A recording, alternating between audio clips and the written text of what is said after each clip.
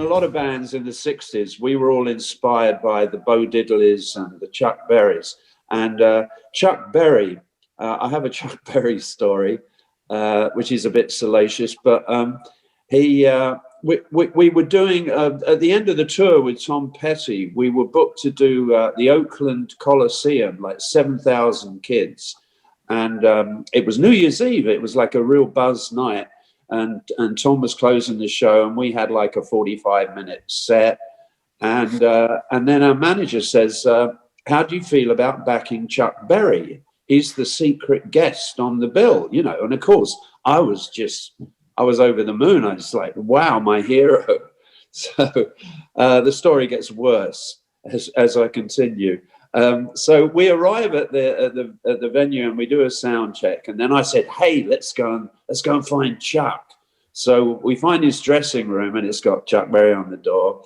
And we open the dressing room door, and he's sitting there with his rider, his rock and roll rider, which is a white woman on his lap, and a bit of booze and a gun. And so I said, oh, hi, Chuck, we're your backing band, you know. And hardly looking at me, he says, come, my dear boy, my manager talks to you people. And so, you know, we just shrunk out of his dressing room. And I looked at the others and I went, so it's true, Chuck is up. And so we went back to the dressing room, and he sends his manager in, who also happens to be his bass player, who happens to be the worst bass player in the world. I'd seen him working with Chuck at the Ali Pali Capital Radio Festival gig when Chuck was booed off. He was so bad. And so this guy comes in, and I say to him, so, you know, what's Chuck doing? I mean, well, what numbers is he playing? He says, hey, well, you know, he says he usually starts off with Sweet Little 16, and then he probably do Johnny Be Good, or it might be Bye Bye Johnny, I don't know. And then he'll probably do School Days, and he goes through all this, you know. And I go, well, yeah, but I mean, how do we know about keys and all that kind of stuff? He said, hey, don't worry. He said, just look, I'll be the other side of the drum rostrum, right? You just look at me. If it's in C, I'll go C. If it's in E, I'll go E. If it's in D, I'll go D.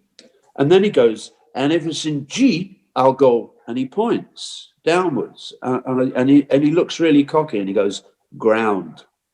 G for ground. And I went, oh, Jesus. I said, well, but what if it's in a flat key, you know, B flat? He said, don't worry.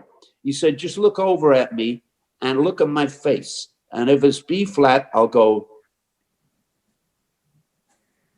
And if it's in A flat, I'll go.